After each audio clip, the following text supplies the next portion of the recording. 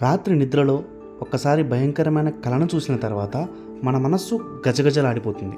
అసలు ఈ కల నిజమవుతుందా లేక ఒక భ్రమలా ఉండిపోతుందా?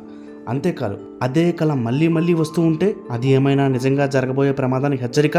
అసలు మన ప్రాచీన గ్రంథాలు ఏం చెప్తున్నాయి? కొన్ని కళలు మన భవిష్యత్తును ముందుగా చెప్పేస్తాయని, మరికొన్ని కళలు మన జీవితంలో చెడు సంకేతాలు ఇస్తాయని, కొన్ని కళలు ఎప్పటికీ నిజం కావు, కానీ మానసికంగా మనల్ని భయంతో చంపేస్తాయి. ప్రపంచం ఎంత శాస్త్రీయంగా ముందుకెళ్ళినా ఇప్పటికీ కళల మిస్టరీని ఎవరూ పూర్తిగా అర్థం చేసుకోలేకపోయారు.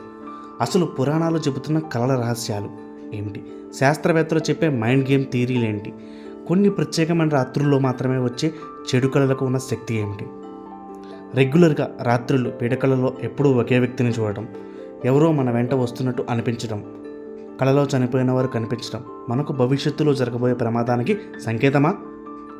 అసలు మీరు కూడా అప్పుడప్పుడు చెడు కళలను చూసి ఉదయం లేవగానే భయపడిపోతుంటారా? అయితే ఈ వీడియోని ఒక్క క్షణం కూడా మిస్ కాకండి. మీ కళలో దాగి ఉన్న మిస్టీరియస్ రహస్యాల్ని తెలుసుకునే ప్రయాణం ఇప్పుడు మొదలు పెడదాం.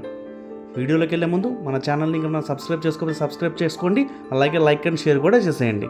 ఇక అసలు వివరాల్లోకి వెళ్తే, నిద్రించే సమయంలో కళలు రావడం సహజం. ప్రతి మనిషికి ఆ టైంలో ఏదో ఒక కళ వస్తుంది.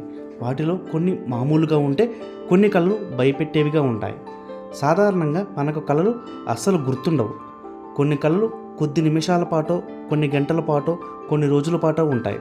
ఆ తర్వాత వాటిని మనం మర్చిపోతాం. కానీ కొన్ని భయంకరమైన పీడకలలు మాత్రం అస్సలు మర్చిపోదామన్నా ఒక పట్టాన పోలేము, అంతగా అవి మనల్ని భయపెడతాయి. అయితే అలాంటి పీడకలలు, చెడు కళలు రావడం వెనుక కొన్ని కారణాలు ఉన్నాయి. అవేంటంటే, సాధారణంగా చెడు కళలు తెల్లవారుజామున 3 గంటలకు వస్తాయట. కొంతమంది కళలో దెయ్యాలు, భూతాలు, పాములు తదితర భయంకరమైనవి కనిపిస్తాయని చెప్తారు.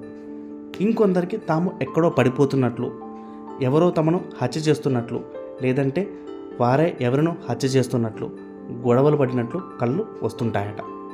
అయితే ఇలా చెడు కళలు వచ్చేవారు ఎక్కువగా సృజనాత్మకత శక్తిని కలిగి ఉంటారని పలు అధ్యయనాలు ఈ విషయాన్ని వెల్లడించాయి. ఏదైనా ఎత్తైన ప్రదేశం నుండి కింద పడిపోతున్నట్లు, లేదా కాళ్ళను ఎవరో బలవంతంగా లాగుతున్నట్లు కళలు వస్తే వారు స్వేచ్ఛగా జీవించలేకపోతుండడాన్ని ఆ కళలు సూచిస్తాయి. ఆ వ్యక్తుల శక్తి సామర్థ్యాలు కూడా నశించాయని ఆ కళలు తెలియజేస్తాయి. వారు జీవితంలో ఏదో సమస్యతో బాధపడుతున్నారని, దాన్ని పరిష్కరించుకోలేకపోతున్నారనే విషయాన్ని అలాంటి కళలు సూచిస్తాయి. ఇక యాక్సిడెంట్కి గురైనట్టు, గాయపడినట్లు కళలు వస్తే ఆ వ్యక్తుల పర్సనల్ లైఫ్ అత్యంత బలహీనంగా ఉందని తెలుసుకోవాలి. ఇలాంటి కళలు వ్యక్తులకు తమ ఆత్మగౌరవాన్ని పెంచుకోవాలని సూచిస్తాయి. ఎట్టి పరిస్థితుల్లోనూ ఉన్న ఏ సమస్య వచ్చినా ధైర్యంగా ఎదుర్కోవాలి ఆ కళలు తెలుపుతాయి. అనుకోని ప్రకృతి వైపరీత్యాలు జరుగుతున్నట్లు, వాటిలో ఇరుక్కుపోయినట్లు, తప్పించుకోవడానికి చూస్తున్నట్లు కళలు వస్తుంటే అవి త్వరలో జరగబోయే ఏదైనా కార్యక్రమానికి సంబంధించి సదరు వ్యక్తుల్లో ఉన్న భయాన్ని సూచిస్తాయి. నిత్యం ఒత్తిడికి గురవుతున్న వారికి కూడా ఇలాంటి కళలే వస్తాయి. పాఠశాలలకు వెళ్ళే విద్యార్థులకు పరీక్షలకు మిస్ అయినట్లు, ఫెయిల్ అయినట్లు కళలు వస్తుంటాయి. ఇవి వారిలోని భయం, ఆందోళనను సూచిస్తాయి. అంతేకాకుండా ఇంట్లో ఉన్నవారు సదరు విద్యార్థులపై పెట్టుకున్న నమ్మకం కారణంగా వారు ఒత్తిడికి గురవుతుండటాన్ని సూచిస్తాయి. నెగిటివ్ ఆలోచనలు ఉన్నవారికి కూడా ఇలాంటి కళలే వస్తుంటాయి. ఇక చనిపోయిన వారు కళలోకి వస్తే వారి మరణాన్ని ఆ వ్యక్తులు తట్టుకోలేకపోతున్నారని అర్థం చేసుకోవాలి. ఆ వ్యక్తులు చనిపోయినట్టే కళలు వస్తే అది వారి పాజిటివ్ డెవలప్మెంట్కు సూచిస్తుంది. ఆయుధాలు పట్టుకుని వెంటాడుతున్నట్లు, జంతువులు వెంబడిస్తున్నట్లు, ఎవరో అటాక్ చేస్తున్నట్లు కళలు వస్తే అవి జీవితంలో ఏదో సమస్య పరిష్కరించడానికి కష్టపడుతున్నారనే విషయాన్ని తెలియజేస్తాయి.